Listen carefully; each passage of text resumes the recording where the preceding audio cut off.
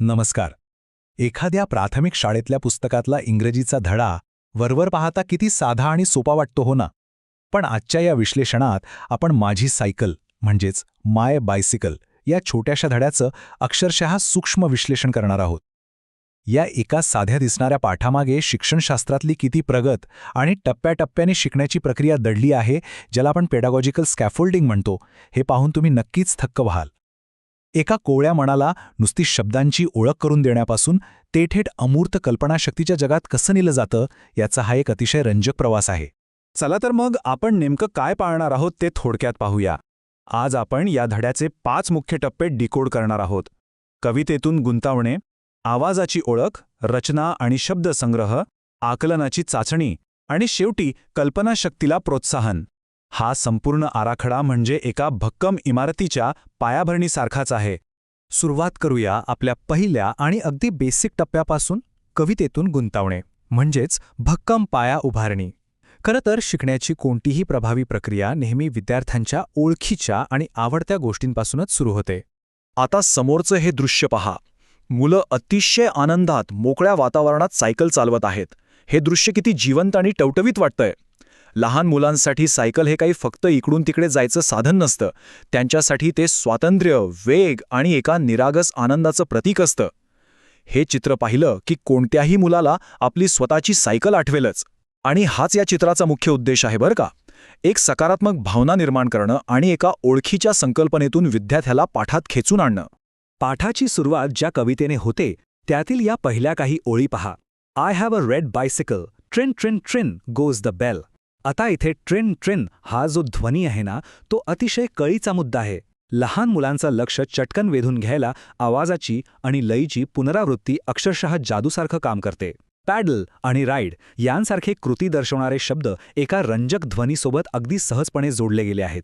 यामुळे वाचनाची सुरुवात एखादी रटाळ प्रक्रिया न वाटता एका मजेच्या खेळासारखी वाटू लागते.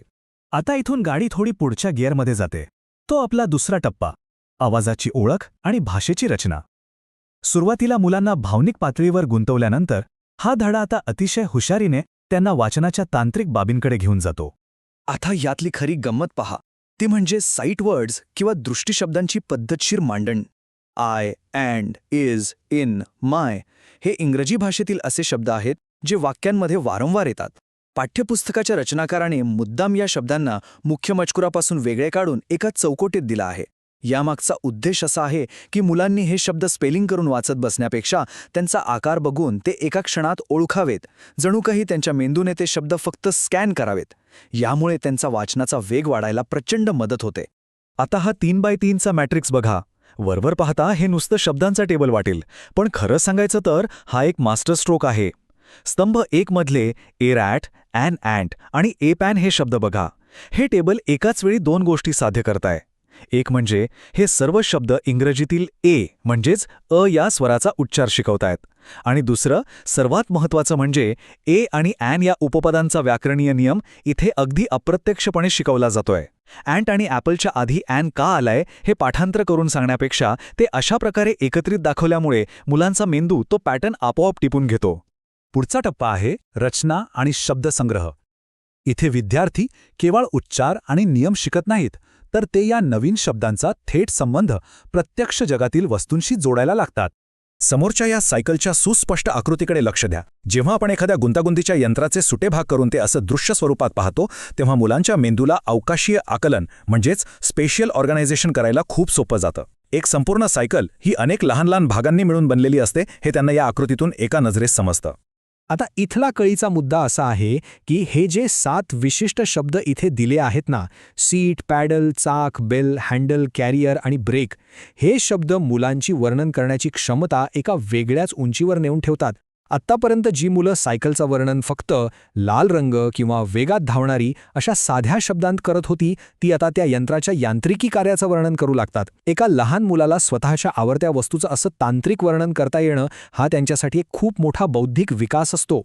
आता आपण आलोय चौथ्या टप्प्यावर, आकलनाची चाचणी. आत्तापर्यंत जे काही शिकवलं गेलं ते मुलांच्या खरोखरच लक्षात राहिलंय की नाही हे इथे एका संवादात्मक सरावातून किंवा खेळासारखं तपासलं जातं. इथे आपण एक छान तुलना पाहू शकतो. डावीकडे मूळ कवितेतील ओळी आहेत आणि उजवीकडे विद्यार्थ्यांच्या वर्कबुकमधल्या रिकाम्या जागा भरण्याचा प्रश्न आहे. आता गंमत अशी आहे की इथे मुलं केवळ अंदाज लावून किंवा तुक्का मारून उत्तर देऊ शकत नाहीत. त्यांना कवितेतला तपशील अचूक आठवावाच लागतो. काळ्या रंगाचं काय होतं हा प्रश्न त्यांच्या वाचनाच्या आकलनाला आणि स्मरणशक्तीला थेट चालना देतो. यातून त्यांनी तो मजकूर किती लक्षपूर्वक वाचलाय हे लगेच स्पष्ट होतं. चला आपणच एक छोटासा सराव करून पाहूया. प्रश्न असा आहे, सायकल चालू ठेवण्यासाठी मुलाला पाण्याची गरज आहे का? चूक की बरोबर? आपल्या सर्वांच्या मनात लगेच चूक हेच उत्तर आलं असेल, हो ना?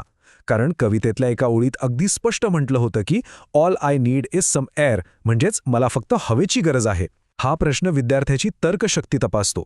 तो फक्त मजकुराचं पाठांतर तपासत नाही, तर सायकल चालवण्यासाठी प्रत्यक्षात नेमकं काय लागतं याची व्यावहारिक समजही तपासतो.